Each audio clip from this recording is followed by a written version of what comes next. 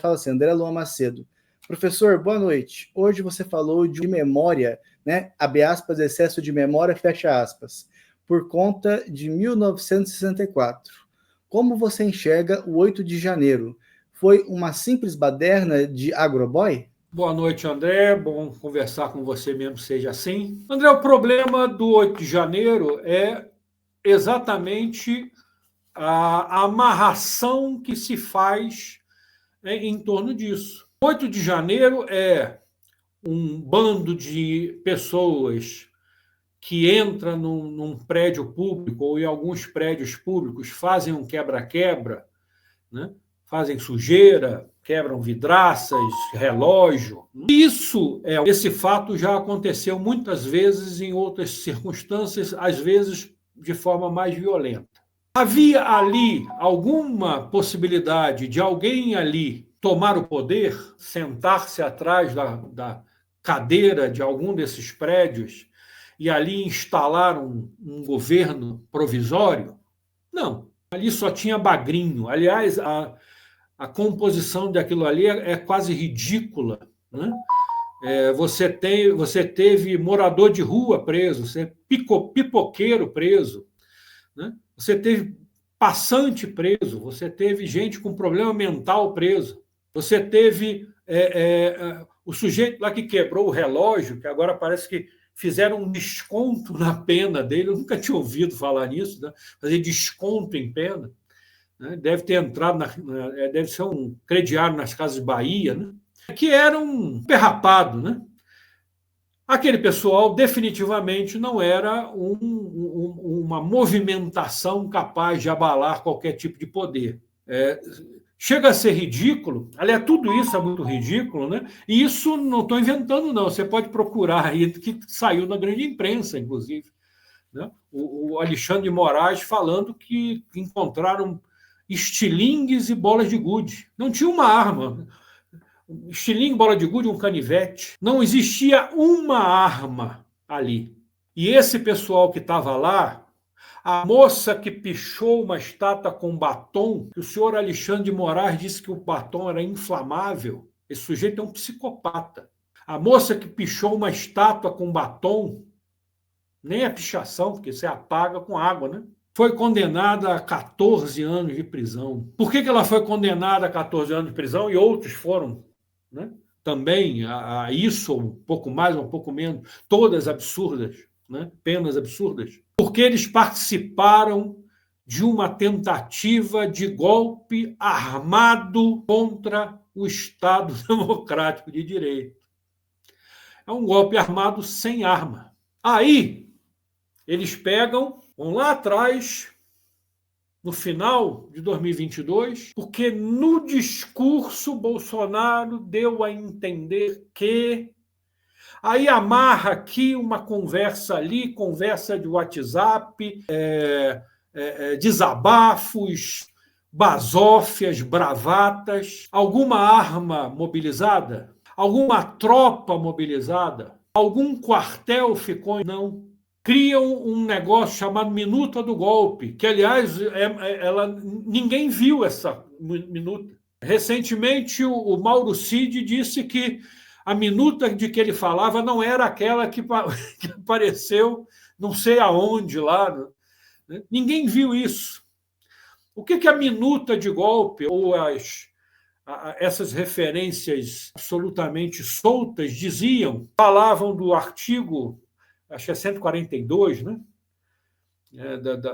De que um poder podia, se sentindo invadido, mobilizar as Forças Armadas para garantir a independência dos poderes, que teve lá a interpretação lá do jurista, que me falha agora, me fugiu aqui a memória, né?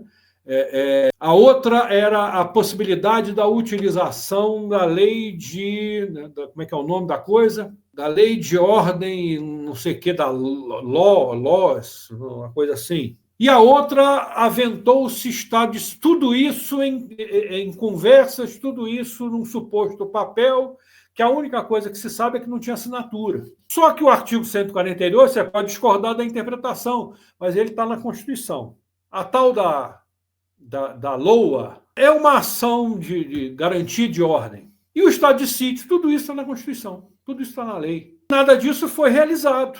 Às vésperas do golpe de 64, o Jango propôs estado de sítio e retirou. Então, o Jango era golpista. Vlamir, só uma complementação depois, né, desculpa a indelicadeza, eu sempre, quando as pessoas vêm me conversar comigo sobre o 8 de janeiro, eu sempre lembro a essas pessoas que eu não me lembro exatamente se foi durante o impeachment da Dilma ou se foi durante alguma decisão do Temer, alguma coisa que o Temer estava fazendo. Houve ônibus e mais ônibus cheios de militantes de esquerda, chegaram, andado, né?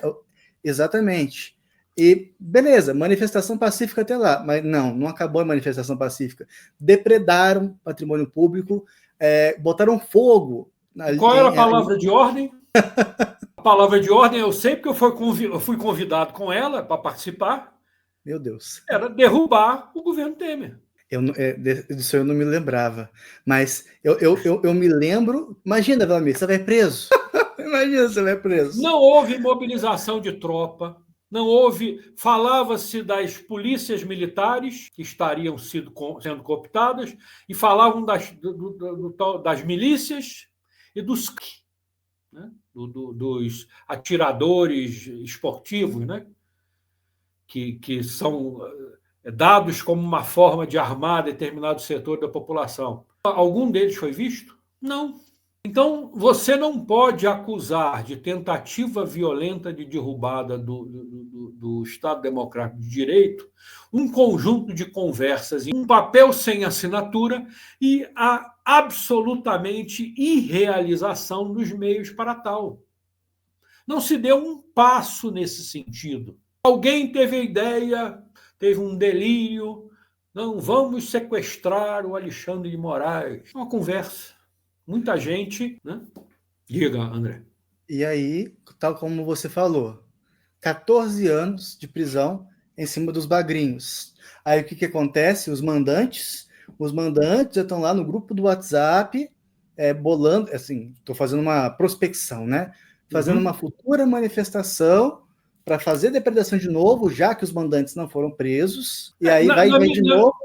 Na minha opinião, não houve a criação de meios, e seria onde começaria a discussão disso ser um crime. Assim, houve certa depredação do patrimônio público. Vandalismo, exatamente. Aconteceu tudo de maneira muito desproporcional, mas por quê? É o hipersimbolismo que você colocou, né? Sim. Sim. Do nada aquilo lá foi... Eu lembro, o jornalismo inteiro falando uma atitude de terrorista. Sim. Né? Então... Que é mais uma perda de substância das palavras, né? Dos conceitos, né? Exato. Aliás, André, eu não vi nenhum agroboy lá, não. Eu não me lembro de ter visto nenhum agroboy lá, não. Não tinha nenhuma caminhonetona lá, não. Então, e você lembrou bem, o André, é o hipersimbolismo. Então, se cria, né, uma ameaça à democracia que é muito maior do que foi. Eu costumo brincar dizendo o seguinte: esse pessoal que constrói essa fantasmagoria, né, para utilizar uma expressão que o Marx utilizou, né, eles são grandes entusiastas dos golpistas de 64, na verdade. Por quê? No famoso comício da Central do Brasil, Leonel Brizola fez um discurso dizendo da necessidade de derrogar o Congresso. Derrogar é uma palavra esquisita, né, que é difícil de definir muito bem o que significaria, né? Você imagina se alguém hoje, né, à direita do espectro político, né, dissesse isso. Se alguém dissesse tem que derrogar o Supremo, já é uma manifestação antidemocrática. Em 1963, houve uma revolta de sargentos em Brasília. Revolta mesmo, sargentos armados. Tomaram Brasília, de certa maneira, durante algum tempo. Eles fizeram uma coisa que, se eles fizessem hoje, se alguém fizesse hoje, né, provavelmente ia ser condenado à morte a beliscões. Eles colocaram em cárcere privado um ministro do Supremo Tribunal Federal. Alguém lembra daquilo ali como um marco de ofensa ao Estado Democrático de Direito? Não. E aquilo foi muito superior em termos de impacto, de contundência, do que o 8 de janeiro. Define como é que se define no sentido de dar o fim, né, de estabelecer os fins, os limites disso, reforçando o debate democrático, reforçando a tolerância democrática, e não fazendo o que vem sendo feito há 6 para 7 anos, que é uma caça às bruxas. Né? O Trump pode ter muitos defeitos, mas ele acertou na mosca. O que acontece é uma caça às bruxas. Uma caça às bruxas que são efeitos tragicômicos.